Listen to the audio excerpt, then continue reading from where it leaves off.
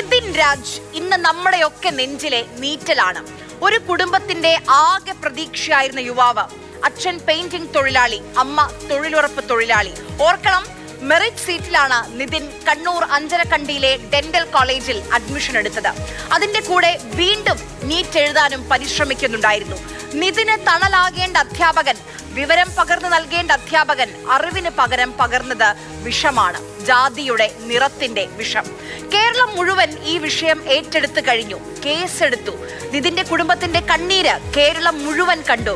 പക്ഷേ ആ അധ്യാപകൻ ഡോക്ടർ റാം ഇപ്പോഴും ഒളിവിലാണ്. ഇത്രയും കഴിവ് കെട്ടവരാണോ കേരള പോലീസ്? ഇന്നത്തെ പ്രൈം സ്റ്റോറി, ആരാണ് ഡോക്ടർ റാമിനെ സംരക്ഷിക്കുന്നത്? മനോധൈര്യമില്ലാതെ ആത്മഹത്യ ചെയ്യാൻ പോകുന്ന ഒരു യുവാവിന്റെ ശബ്ദം പോലെ തോന്നിയോ നിങ്ങൾക്ക്? അതോ എന്ത് പ്രതിസന്ധി വന്നാലും സധൈര്യം നേരിടുമെന്ന കോൺഫിഡൻസ് ആണോ ആ ശബ്ദത്തിൽ ഉണ്ടായിരുന്നത്? എനിക്ക് തോന്നിയത് ആത്മവിശ്വാസമാണ്. പ്രതിസന്ധിയെ തരണം ചെയ്യാൻ കഴിയുമെന്ന ആത്മവിശ്വാസം. പിന്നെ എന്താണ് നിതിന് പറ്റിയത്? പലരും നിതിൻ ജീവനെടുക്കാൻ കാരണം ലോൺ ആപ്പാണെന്ന് പറയുന്നു. എന്താണ് അതിലെ വസ്തുത? അതിനകത്ത് എന്തോ ഒരു വലിയ സംഭവം ഉണ്ടായിട്ടുണ്ട്. ഇതിന് ടീച്ചറിന് വേണ്ടിയിട്ടൊന്നും, ടീച്ചറിനോടുള്ള സിമ്പതി കാരണം ടീച്ചറിന് ഇങ്ങനെ വന്നു പോയല്ലോ എന്ന് പറഞ്ഞ് അവ ആത്മഹത്യ ചെയ്യൂല. കാരണം അവനറിയാം, അവന്റെ വീട്ടുകാർക്ക് അറിയാന്നുള്ള കാര്യമാണ്. അതിനകത്ത് വെച്ച് അവനെ നല്ല രീതിക്ക് അവർ ടോർച്ചർ ചെയ്തിട്ടുണ്ട്.